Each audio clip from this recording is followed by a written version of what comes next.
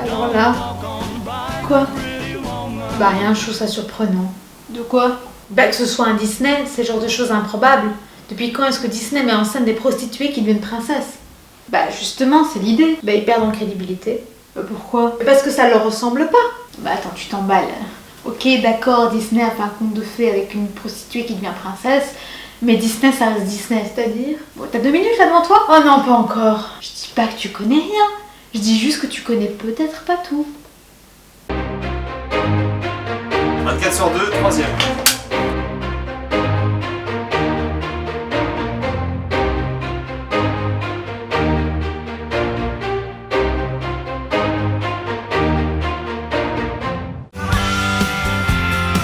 Ou presque connaît le synopsis de Pretty Woman. L'histoire d'une prostituée qui rencontre un homme riche qui s'ennuie dans sa vie et qui a besoin d'un peu de compagnie extérieure. Elle passe donc la soirée avec lui, ils s'entendent super bien et il lui propose de passer la semaine avec elle en ayant un salaire bien évidemment. Comme on s'en doute souvent, ils finissent par tomber fous amoureux l'un de l'autre et alors que Viviane repart de son côté, Edward vient la sauver du haut de son balcon pour qu'elle change totalement de vie. Ça, c'est le scénario que vous connaissez. Mais ce n'est pas le scénario de base. Jonathan Lawton est le scénariste du film. Il était au chômage à cette époque-là et il faisait un peu de post-production en essayant de vendre ses scénarios sur le côté. Un gros fail, ça ne fonctionnait pas du tout. Il écrivait principalement des comédies et des films de ninja et ne connaissait aucun succès. Jusqu'au jour où il décide de changer d'orientation. Et il écrit l'histoire dramatique d'une comédienne de stand-up, lesbienne, alcoolique, unijambiste. C'est un succès, ça fonctionne super bien pour lui et ça commence à décoller. C'est alors qu'il écrit 3000, inspiré du film Wall Street, l'histoire d'un requin des finances qui détruit les entreprises et qui se retrouve confronté à une victime indirecte de ses actes. Viviane est une prostituée toxicomane qui rêve de partir à Disney avec son ami. Take care of you. Take care of you. Work it baby, work it. Edward lui propose de lui payer 3000 $ la semaine si elle reste sobre pendant une semaine entière. La fin du film est beaucoup moins féerique que celle que vous lui connaissez. At the end of the original script, Richard's character threw my character out of the car, threw the money on top of her and drove away and the credits rolled. You die at the end, and this was a romantic comedy. Le scénario a été vendu à Arnon Minchan et Steven Rudder, qui font tous les deux partie de la boîte de production Vestron. Malheureusement, la boîte de production fait justement faillite à cette époque-là, et donc les droits sont rachetés par Disney. Disney, vous allez me dire? Oui, Disney. Ils ne nous ont clairement pas habitués à ce genre de choix. Et pourtant, à cette époque-là, ils souhaitent renouveler l'image que l'on a d'eux et sont donc à la recherche d'histoires un peu moins légères. On passe quand même de Bambi à une prostituée toxicomane. Tandis que les droits d'auteur trouvent acheteur, on est à la recherche maintenant du réalisateur. Et les options se tournent vers Gary Marshall, qui commence à faire son petit bonhomme de chemin de son côté et connaît un succès avec son film Beaches. Disney souhaite donc surfer sur le succès de Gary Marshall à ce moment-là et lui propose le film 3000. 3000, pour ceux qui n'ont pas encore compris, c'est l'ancien titre de Pretty Woman, en référence aux 3000 $ que Edward payera pour passer la semaine avec Viviane. Marshall est intrigué par le succès de Lawton et accepte donc le projet. Les studios Disney sont prêts à du changement, mais quand même. Oui, les studios Disney veulent changer d'image, mais là c'est quand même un peu trop gore. Bon, très honnêtement, il y a quand même plusieurs hypothèses qui courent au sujet du changement du scénario. Certains diront que ce sont les studios Disney qui ont décidé de changer la fin du scénario. D'autres diront que ce sont le réalisateur et le scénariste eux-mêmes qui n'étaient pas convaincus que le public était prêt à accepter ce genre de fin. Et pour terminer, certains diront que le public n'était tout simplement pas prêt à voir le célèbre duo de Julia Roberts et Richard Gere jouer ce genre de fin. La fin sera donc modifiée telle que vous la connaissez par cette phrase culte qui aurait été trouvée par la productrice Laura Ziskin et elle le sauve à son tour. So what happened after he climbed up the tower and rescued her? She rescues him right back. Pourtant accueilli très tièdement dans les salles de cinéma, Pretty Woman ne tardera pas à se hisser au rang de film culte, puisque l'habituelle femme-objet de Disney n'est autre cette fois-ci qu'une prostituée. Le film engendrera donc plus de 460 millions de dollars de bénéfices pour un film qui à la base n'a coûté que 14 millions de dollars. C'est ce qui s'appelle rentabiliser son investissement. C'est connu, les scénaristes et les réalisateurs aiment s'amuser avec leurs films.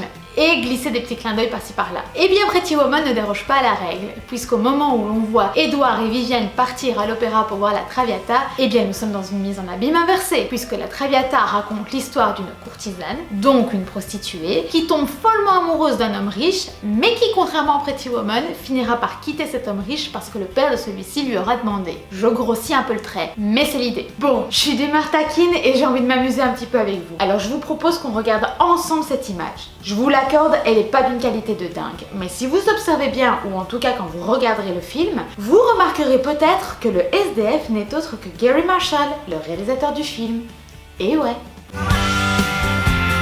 Pretty Woman aurait pu se faire sans Julia Roberts, qui, rappelons-le, à l'époque n'avait encore que 21 ans et n'était pas encore connue du grand public. D'ailleurs, Julia Roberts a bien failli refuser le rôle parce qu'elle n'assumait pas trop auprès de sa maman de jouer le rôle d'une prostituée toxicomane. Well, Mom, it's a Disney movie. Finalement, elle acceptera quand même de passer les essais, toujours à l'époque où le film s'appelle 3000. Non mais je le dis parce que c'est important pour la suite. Mais comme vous vous en rappelez, c'est Disney qui rachète les droits. Et Disney, eux, Julia Roberts, 21 ans, inconnue, ça les intéresse pas. I didn't know her from Adam or anybody. As I said, she was just 21 years old. Hello. Donc il lui retire le rôle. Julia Roberts sera forcée de repasser des essais et avec une concurrence assez importante.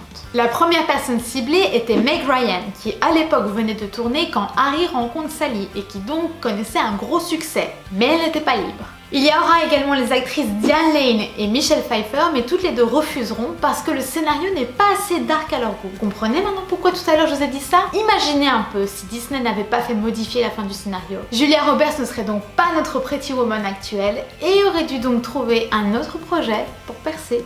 D'autres actrices ont été ciblées, telles que Sandra Bullock, Sarah Jessica Parker et Christine Davis. Concernant Edward, le rôle a d'abord été proposé à Al Pacino. If I'd have done it, Julia Roberts wouldn't have had a career. You think? I just didn't feel that I was suited for the role. Et à Sylvester Stallone. Richard Gere, lui, était pas du tout intéressé pour faire le film. Story goes that when you first read the script, you said no thank you. A few times, yeah. Il aura fallu que ce soit Julia Roberts elle-même qui le supplie alors qu'il était au téléphone avec le producteur du film pour qu'il accepte. And she's across the desk and she takes a piece of paper and she's writing something on it, post-it. You remember more than I did. And she turns it around and she pushes it to me and said, please say yes. Pour le manager de l'hôtel, Marshall voulait que ce soit Hector Elizondo, avec qui il avait déjà travaillé sur plusieurs projets et qu'il estimait être son porte-bonheur sur les films. L'acteur avait déjà une belle carrière devant lui et donc demandait un salaire un peu trop élevé aux yeux de la production. Ils ont donc refusé. Marshall voulait tellement que ce soit lui qui ait le rôle qu'il a donc décidé de compenser le reste de son salaire avec son propre salaire à lui. L'histoire raconte qu'après, la production, une fois qu'elle se serait rendue compte qu'Elizondo était vraiment parfait pour le rôle, aurait rendu à Marshall le reste de son salaire. Longtemps les fans ont espéré une suite à Pretty Woman, suite qui n'est jamais arrivée et qui n'arrivera jamais avec certitude. Pourquoi? Parce que Marshall, Roberts et Gere se sont toujours promis que si suite il devait y avoir, ce serait à 3 ou rien. Marshall est décédé entre-temps, ce qui clôt définitivement le débat. Pretty Woman signe une compilation de chansons qui sont très connues, telles que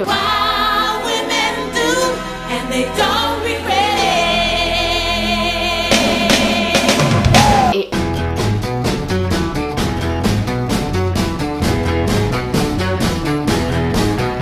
malgré tout, une musique a été spécialement composée pour le film, que seuls les vrais fans de Pretty Woman reconnaîtront.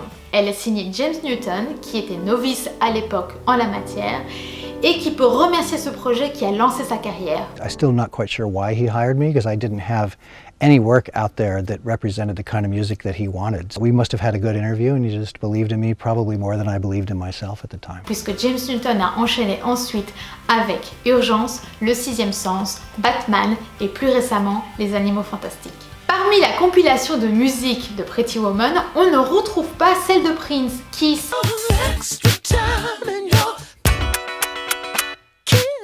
que Vivienne chante dans son bain au moment où elle deal son contrat avec Edward.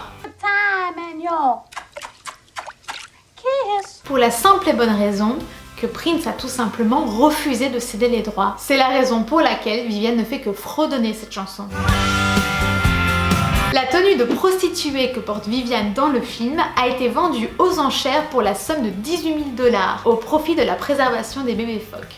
Alors que la veste rouge qu'elle porte dans le film a été achetée à un employé d'hôtel pour 30 $ dans la rue. Ferrari et Porsche ont été approchés pour que leur voiture soit utilisée dans le film, mais tous les deux ont refusé parce qu'ils ne souhaitaient pas que leur marque soit associée à la prostitution. C'est donc Lotus qui aura accepté et qui aura bien fait, parce qu'après le film, ils auront vu leur vente tripler. Le collier que porte Julia Roberts dans le film a une valeur de 250 000 €. Il avait même son propre garde de sécurité qui le suivait à la trace sur le tournage. D'ailleurs, durant la scène où Viviane se voit justement proposer ce collier par Edward, qui est une scène emblématique, eh bien, elle n'est autre que le résultat d'une bonne grosse blague de la part de Richard Gere. She goes out and parties, and sometimes she parties late and she comes to work and she's a little sleepy. I said, Richard, you gotta wake her up a little.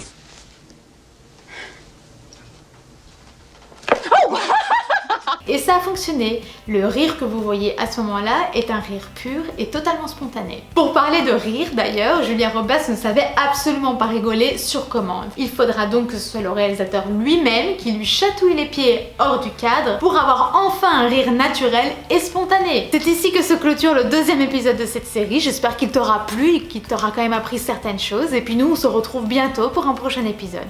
Allez, coupez!